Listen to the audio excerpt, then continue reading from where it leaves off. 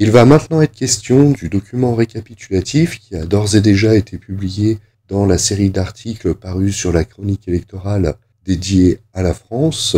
C'était cet article-là plus précisément où il était question de l'impact en siège selon les comportements avérés. Nous avons vu précédemment que j'avais récupéré en fait d'anciens tableurs pour me consacrer plus spécifiquement à la mesure du Front républicain 2024 par circonscription. Alors du coup, les calculs se présentent comme ceci. Il a d'abord fallu identifier les candidats élus dès le premier tour pour les mettre à part.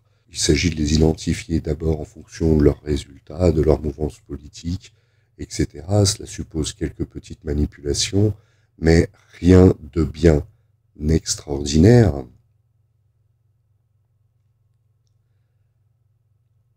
Et en l'occurrence, donc, j'ai tâché d'archiver un certain nombre d'informations, y compris sur les différentes mouvances représentées au premier tour.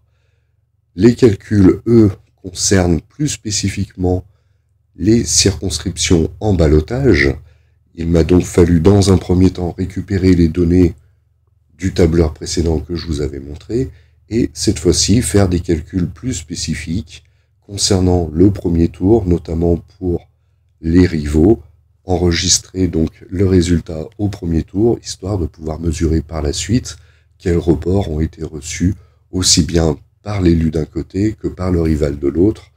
Il me manquait donc dans un premier temps des informations pour entreprendre mes divers graphiques. Les candidats sont ainsi recensés par étiquette politique, mais les étiquettes politiques sont tellement nombreuses qu'il m'a fallu faire un outil spécifique pour les rassembler entre différentes mouvances, droite, centre, etc., etc., gauche, ainsi de suite. À partir de là, j'ai commencé à faire un premier tableur à la va-vite pour une estimation haute du Front républicain, puis pour une estimation basse ou encore pour une estimation intermédiaire, mais à chaque fois, pour éviter que les formules ne soient des formules circulaires, j'ai fait des copier-coller, c'était un petit peu le bazar du coup. Il n'y avait pas forcément beaucoup de cohérence entre les formules de l'un et de l'autre onglet.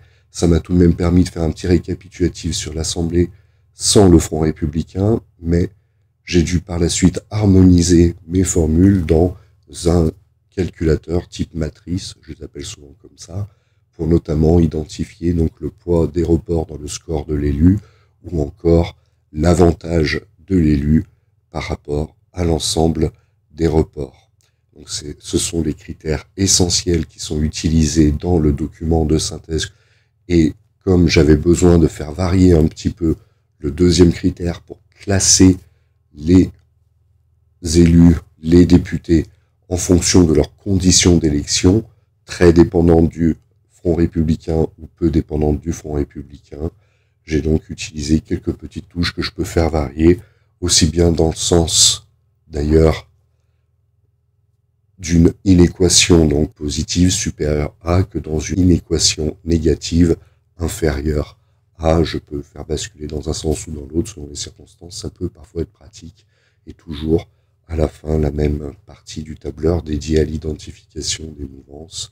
Bref, je passe un petit peu. Là, ce sont les chiffres qui m'ont été utiles pour représenter le graphique et cela aboutit à ce résultat graphique qui, comme je l'avais signalé, est expliqué dans un premier article et je vais reprendre très régulièrement ces données. D'ailleurs, ces autres graphiques et cartes seront à leur tour présentés dans de courtes vidéos comme celle-ci. Je vous remercie pour votre attention.